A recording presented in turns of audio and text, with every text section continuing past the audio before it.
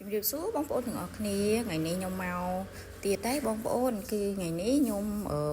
បុកទឹកគ្រឿងជាមួយនឹងត្រីចំហុយបងប្អូនខ្ញុំទិញមកបានត្រីចំហុយធំបងប្អូនអើយហើយអត់ដឹងធ្វើអីខ្ញុំក៏យកមកបុកជាទឹកគ្រឿងអញ្ចឹងណាហើយឆ្ងាញ់ណាបងប្អូនខ្ញុំញ៉ាំមួយលក់ខ្ចីៗចេះណាហើយលក់ផុសខ្ញុំថ្ងៃនេះមានអីច្រើនដែរបងប្អូនមានថាតសក់សណ្តែកគួរពពាយហើយនឹងខ្ញីហើយស្ពៃបកគោស្ពៃបកគោហ្នឹងបងប្អូននិយាយទៅចាប់ជាតិគ្នាល្អបងប្អូនអើយយើងដាក់គ្រឿងក្រៅវាត្រូវហើយគ្រឿងក្រៅហ្នឹងគឺខ្ញុំមានប្រើដូចជាមានត្រីចំហុយហ្នឹងមួយសណ្តែកដីម្ទេសខ្ទឹមសខ្ទឹមក្រហមហើយត្រីហ្នឹងគឺយើងយកទៅអាំងសិនណាបងប្អូនហើយសម្រាប់ខ្ទឹមសហើយខ្ទឹមក្រហមហើយម្ទេសយើងយកទៅលីងណាបងប្អូនយើងយកទៅលីងវាអញ្ចឹងណាហើយខ្ទឹមគឺខ្ញុំប្រើរៀងគួរសមដែរដើម្បីយើងដាក់រៀងច្រើនបន្តិចទៅវាឈ្ងុយជាមួយនឹងសាច់ត្រីណាហើយត្រីនេះរៀងធំបងប្អូនអើយបុកទៅបានឡើងមួយចានធំហ្មងណាមួយចានមកពោតចានធំដូចនឹងរូបអញ្ចឹងបងប្អូនហើយសាច់វាច្រើនណាបងប្អូនហើយសាច់វាអត់សូវប្រៃទេបងប្អូនត្រីនឹងអត់សូវប្រៃទេហើយនេះខ្ញុំរៀបចំបកសបកអីខ្ទឹមអីហ្នឹងយកមកចាប់ផ្ដើមលីងវាហើយខ្ញុំដៃខ្ញុំជើងហើយពុកប៉ា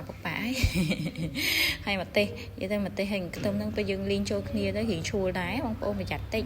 សម្បងប្អូនចាញ់ក្លិនអាចយើងពាក់ម៉ាស់សិនអញ្ចឹងណាក៏ដល់ហើយខ្ញុំក៏ឆ្លៀតមកលាងបន្លែបងប្អូនអើយបន្លែគឺរៀងសម្អាតតិចទៅដោយសារតែយើងអានេះ